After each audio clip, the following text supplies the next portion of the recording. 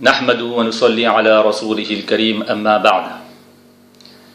Aujourd'hui, nous allons clarifier une chose importante concernant les interdictions en islam. Premièrement, les interdictions en islam sont minimes par rapport aux permissions. Deuxièmement, les interdictions en islam constituent une protection et non une privation. En effet, lorsqu'Allah Ta'ala et le prophète sallallahu alayhi wa sallam nous interdisent quelque chose, c'est pour protéger tout d'abord notre religion, c'est-à-dire notre côté religieux. Lorsqu'on respecte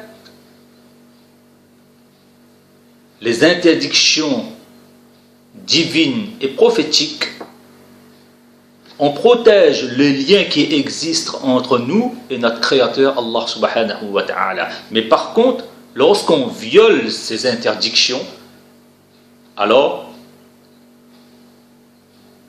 on endommage, on rompt et encore on corrompt le lien qui existe entre nous et le Créateur Allah subhanahu wa ta'ala. D'où l'interdiction de la négligence des 4 piliers de l'islam, à savoir la salat, le jeûne du mois de Ramadan, la zakat, c'est-à-dire l'aumône obligatoire, et le pèlerinage pour ceux qui en ont les moyens. Lorsqu'on viole ces interdictions, c'est-à-dire la négligence de ces 4 piliers, eh bien on risque de rompre, de corrompre le lien qui existe entre nous et notre Créateur Allah subhanahu wa ta'ala. Donc, les interdictions en islam protègent tout d'abord notre religion et notre dîn. Deuxièmement, les interdictions en islam permettent de sauvegarder et de protéger le nafs, c'est-à-dire la personne physique. D'où l'interdiction en islam du crime, du meurtre et de l'assassinat. Troisièmement, les interdictions en islam permettent de protéger le aql, c'est-à-dire l'intellect et la raison humaine. D'où l'interdiction de la consommation du vin et de l'alcool en islam. Quatrièmement, les interdictions servent à protéger et à préserver le mal, c'est-à-dire les biens matériels de chaque individu. D'où l'interdiction du vol, de l'arnaque et de la fraude en islam. Cinquièmement, les interdictions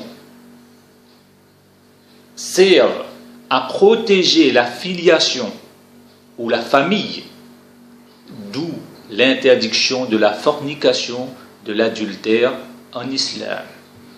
Sixièmement, les interdictions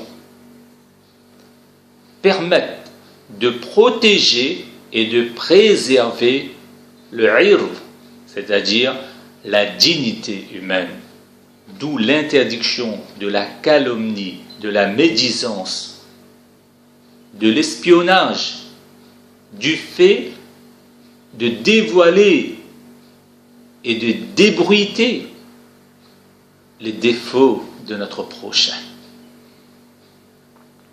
En un mot, les interdictions en islam constituent un ensemble de protection et non de privation, sur le plan spirituel, sur le plan physique, sur le plan matériel, sur le plan mental, sur le plan familial et finalement sur le plan social.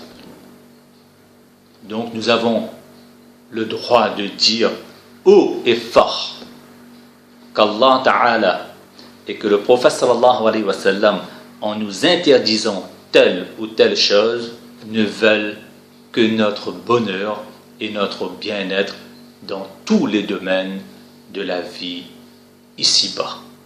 Wa akhiru da'wana anil hamdulillahi rabbil alamin.